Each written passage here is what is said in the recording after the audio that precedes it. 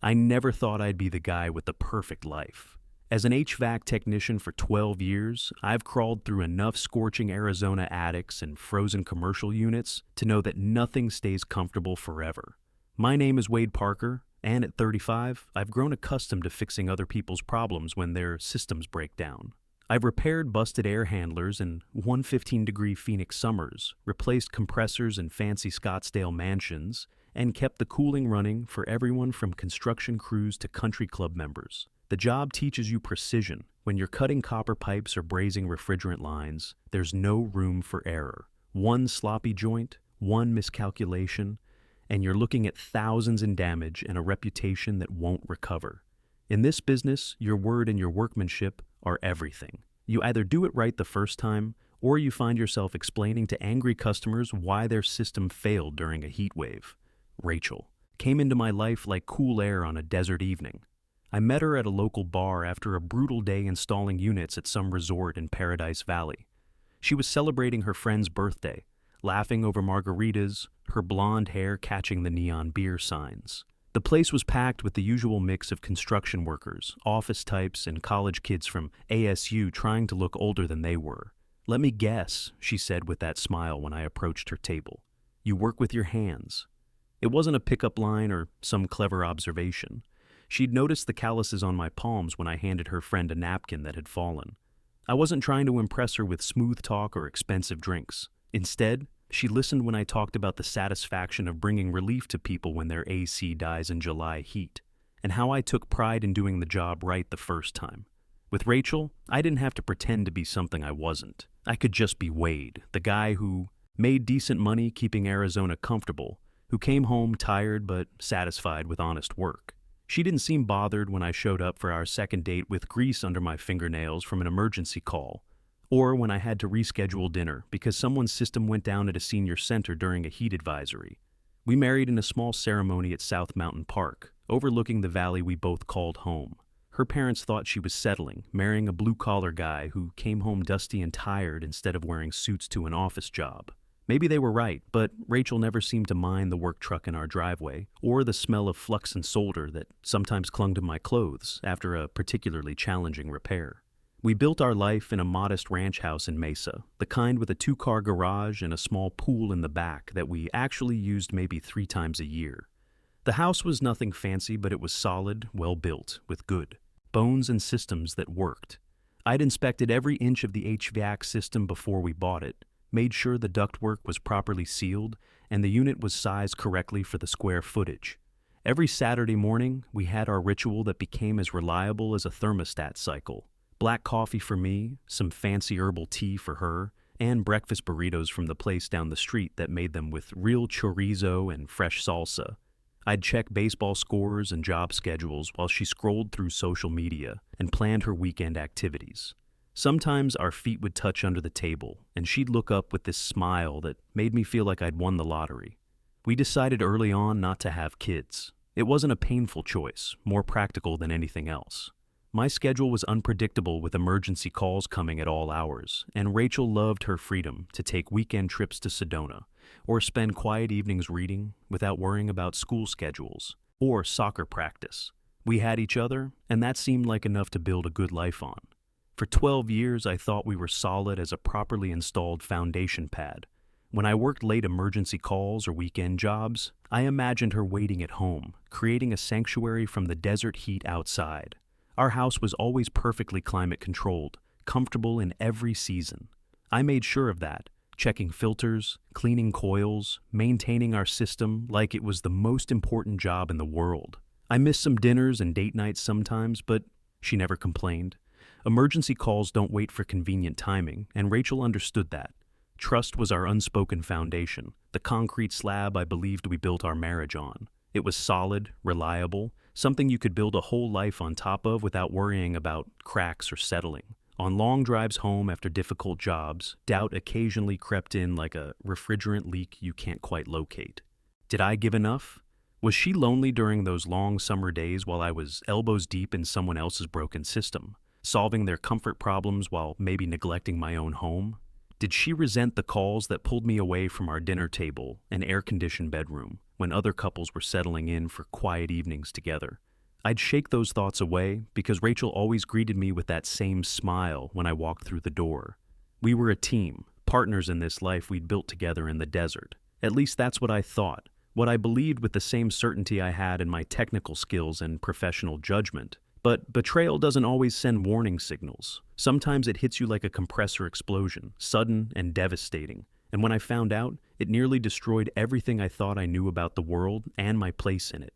Thursday's job finished early, a rare gift in my line of work. The day had been brutal even by Arizona standards, with temperatures climbing to 108 degrees before noon. A commercial unit had died at an office complex in Tempe, leaving 200 people sweating in cubicles while their productivity evaporated along with their comfort. 3 hours in a cramped mechanical room, replacing a burnt-out contactor and cleaning coils caked with dust and debris that looked like it hadn't been maintained in years. My shoulders ached from the physical work and the pressure of getting people back to comfort as quickly as possible. In this business, you're not just fixing machines. You're restoring people's ability to function, to work, to live comfortably in a climate that can kill you if the systems fail. There's responsibility in that. Weight that sits on your shoulders along with the tool bag. But I was heading home to Rachel 2 hours ahead of my usual schedule, and that thought alone lightened my step as I loaded my tools back into the truck. Maybe we could catch the Cardinals game. Together, share a cold beer while the sun set over the desert mountains. Simple pleasures that make the hard work worthwhile. I stopped at the liquor store near our neighborhood, the one where the owner knew me by name after 12 years of stopping by for weekend beer runs. Rachel had developed a taste for craft beer lately, said the local brewery made an IPA that tasted like grapefruit and desert wildflowers. The six-pack was $18, expensive for beer, but I wanted to see her face light up when I presented it. A small celebration for finishing a big job ahead of schedule. Our house sat on a quiet street in Mesa, the kind where neighbors knew each other's first names but respected privacy and boundaries. The barrel cactus in our front yard had just started showing tiny yellow blooms, and Rachel had planted some desert marigolds along the walkway last weekend, promising me color that could survive the heat and alkaline soil. I pulled into our driveway at 6:47 p.m., noting the time on the dashboard clock because something felt different immediately. Rachel's Honda was there in its usual spot, but so was another car, a white BMW X3 with custom rims that probably cost more than my monthly truck payment. The license plate frame advertised some luxury dealership in Scottsdale, the kind of place where they serve you champagne while you shop for cars. Probably a friend, or maybe someone from her book club, I figured. She'd mentioned joining one a few months back, said she wanted to get out and socialize more. She hadn't mentioned having company, but then again, she didn't expect me home early. Maybe it was a spontaneous visit, the kind of casual drop-by that happens between women friends. The front door opened with its familiar creak. I'd been meaning to oil those hinges for months, but never seemed to find the time between work calls and weekend projects. The house was cooler than outside, thanks to our well-maintained system, but dimmer than usual with just one lamp lit in the living room. Rachel's magazine was abandoned on the coffee table, a half-empty wine glass beside it with lipstick marks on the rim. No voices from the kitchen, no sounds of conversation or laughter that you'd expect from a friendly visit. The silence felt heavy, unnatural, like the quiet before a monsoon storm, when the air pressure changes and even the birds stop singing. "Rachel," I called out, setting the expensive beer on the counter, where she'd be sure to see it when she came downstairs. No answer. That's when I noticed the silence wasn't comfortable, like our usual evening quiet. It was tense, loaded with something I couldn't identify, but felt in my gut like a system running at the wrong pressure. And then, drifting from upstairs like heat rising through poorly sealed ductwork, I heard it. A laugh. Rachel's laugh, but different somehow. Breathless, excited, intimate in a way that made my chest tighten. It was followed by a low murmur that definitely wasn't female, a voice I didn't recognize speaking words I couldn't make out, but understood instinctively. My body registered the truth before my mind caught up. My stomach dropped like a failed compressor. My hands went cold despite the desert heat outside. Something primal in me already knew, even as my conscious mind scrambled for innocent explanations. Maybe she was watching a movie with her friend. Maybe the TV was on upstairs. Maybe there was a perfectly reasonable explanation for the sounds that were making my blood turn to ice water. I stood at the bottom of our staircase, listening to sounds that made my world start to crumble. The sounds were unmistakable now, becoming clearer as I focused. Rhythmic movement, soft breathing, Rachel's voice making sounds I recognized but had thought were reserved for me alone. Each sound hit me like a physical blow, confirming what I already knew but didn't want to believe. Each step up the stairs felt like climbing a ladder into hell. My legs felt heavy as cast iron, my chest tight like I was breathing through a clogged filter.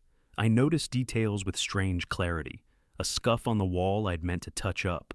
The family photos lining the stairwell, showing Rachel and me in happier moments, frozen in time like evidence of a life that was about to be destroyed forever.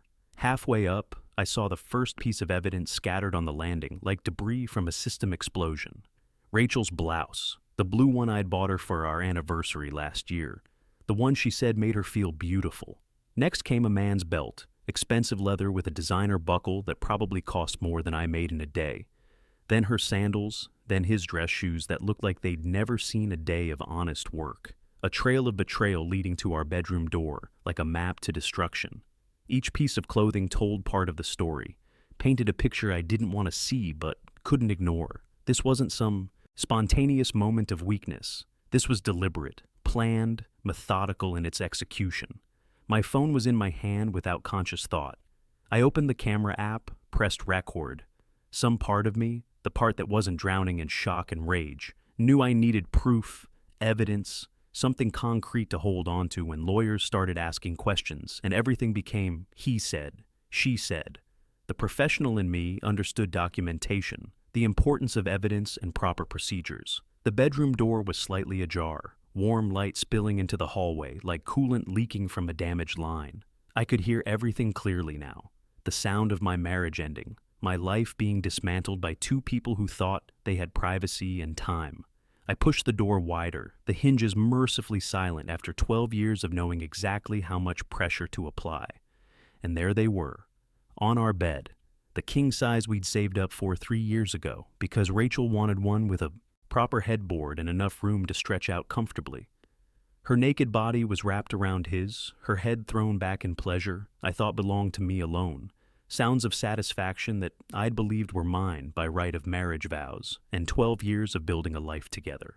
The man's face was turned away, but I could see everything I needed to see. His gym-sculpted body, perfectly maintained like a showroom model, his manicured hands on her skin, claiming territory I believed was mine by right and commitment.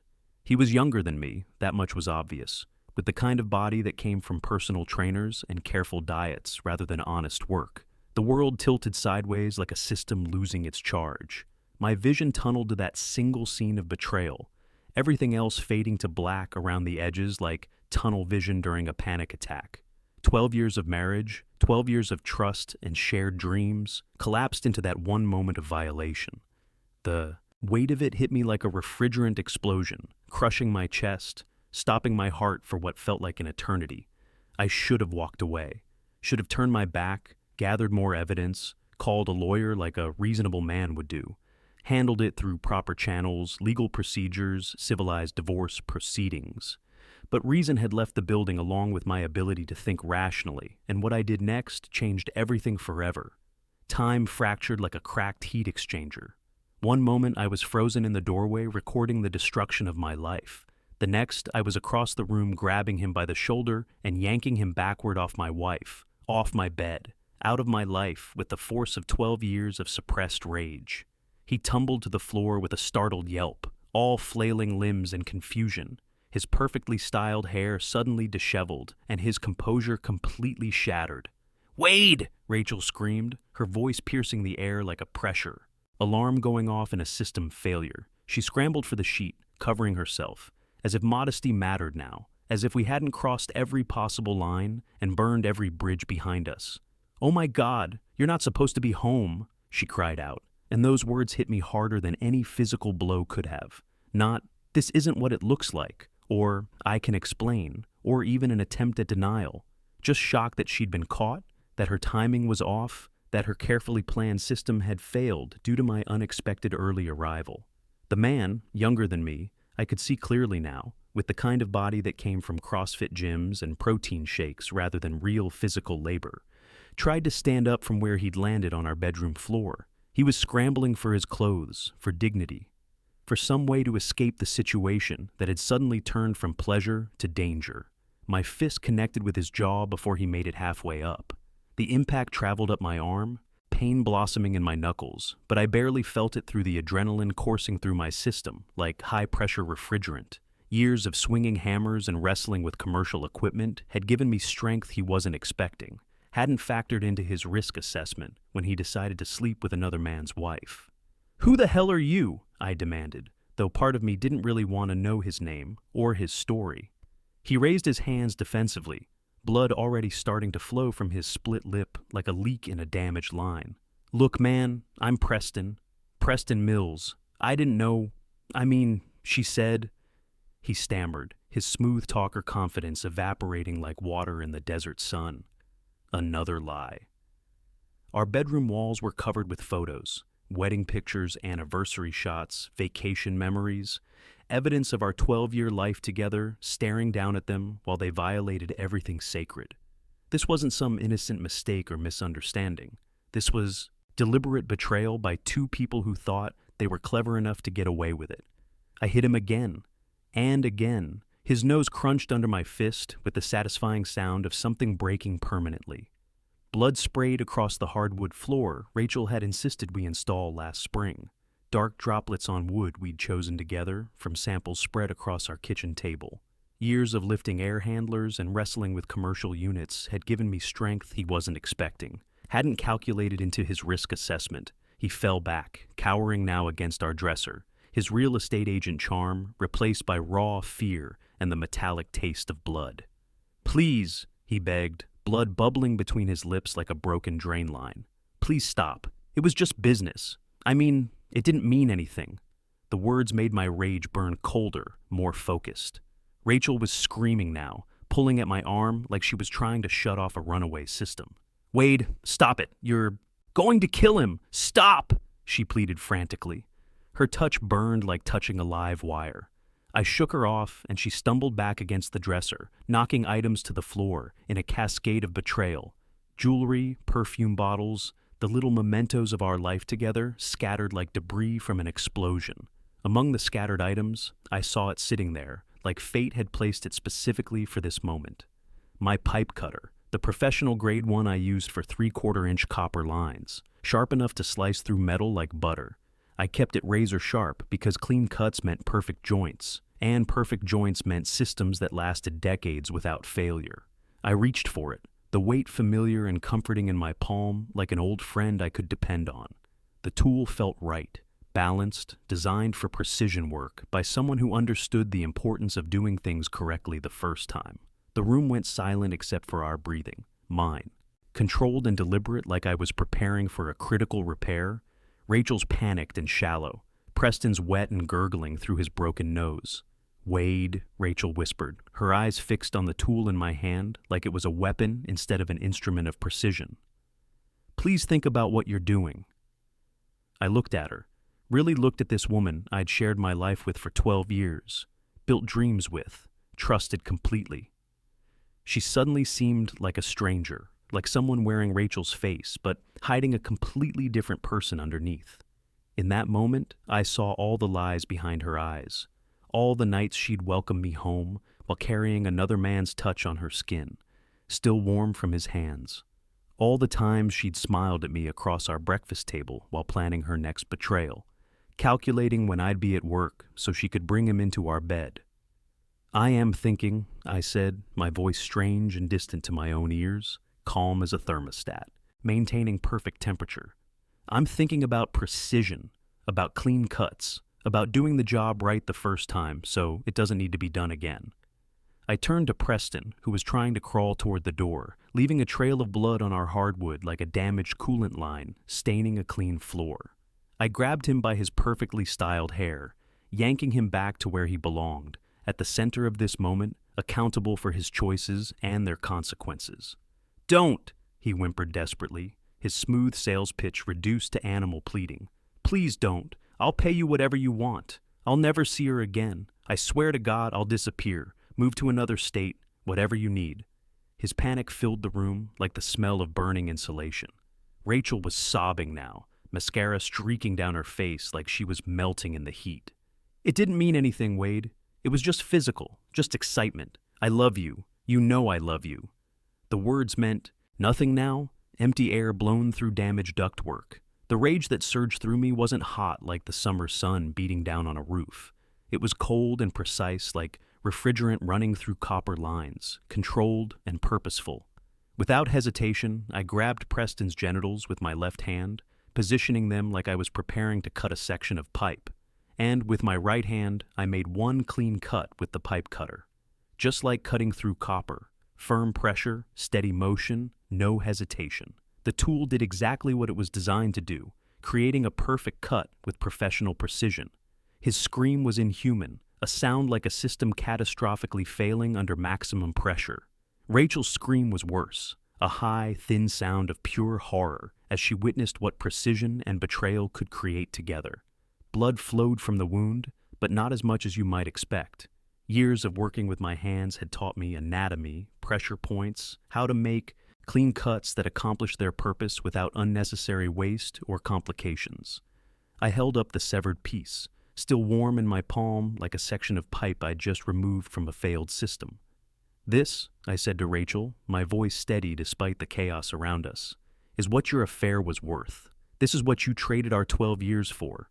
She retched, turning away. But I wasn't finished with the lesson.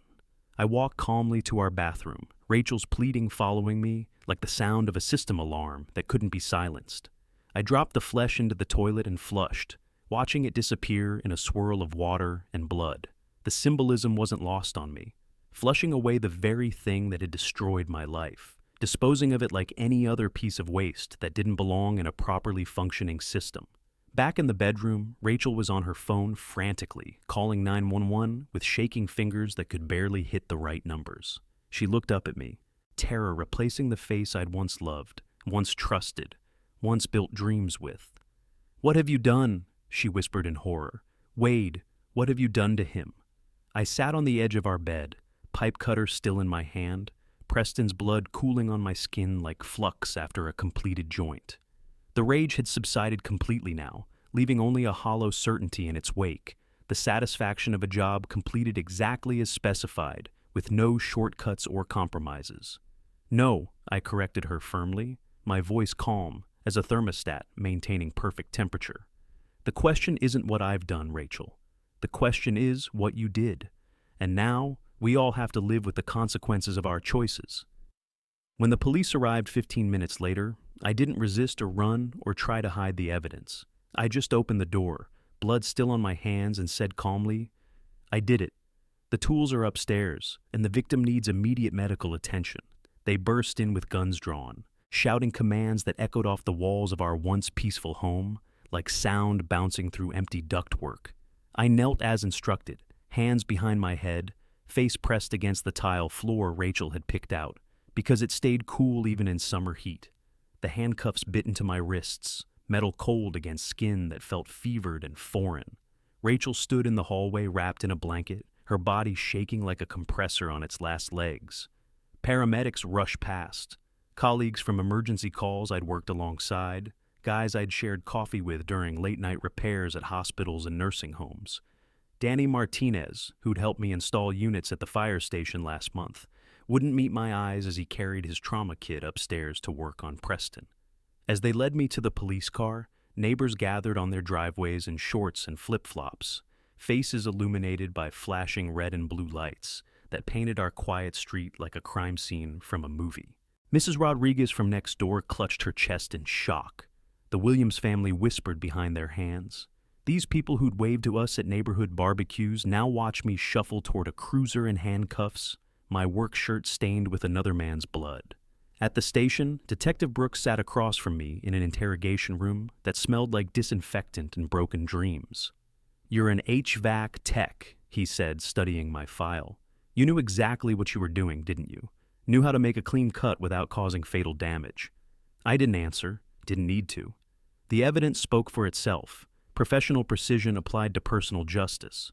"Where is the removed organ?" he asked, pen poised over his notepad like he was taking measurements for a repair estimate. "Flushed it," I replied simply. "Down the toilet, like any other waste that doesn't belong in the system." He sighed, scribbling notes about my lack of remorse. my calm acceptance of consequences. Preston Mills survived, I learned later. Real estate agent, 32 years old, specializing in luxury properties in Scottsdale and Paradise Valley. He underwent multiple surgeries, but would never function the same way again.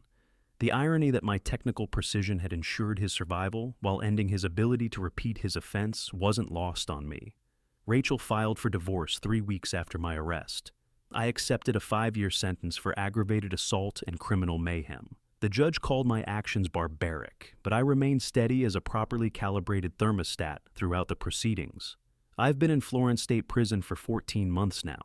Prison isn't comfortable, but it's honest in ways my marriage never was. The food tastes like cardboard, but at least it doesn't lie to you about what it is. I work in maintenance, fixing broken systems, and keeping the cooling running when Arizona heat tries to make this place unbearable. Sometimes I wonder what would have happened if I'd just walked away that night, handled things through lawyers and mediators like civilized people do.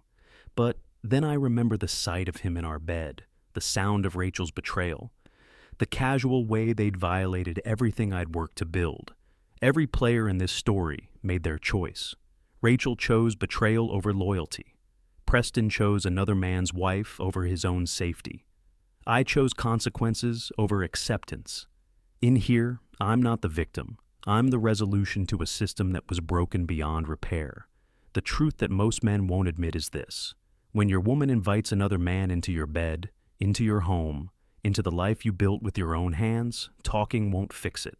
Counseling won't fix it. Time won't fix it. Some violations require permanent solutions, and some systems can only be repaired by removing the damaged components entirely. That's not barbaric. That's just honest engineering applied to the human condition.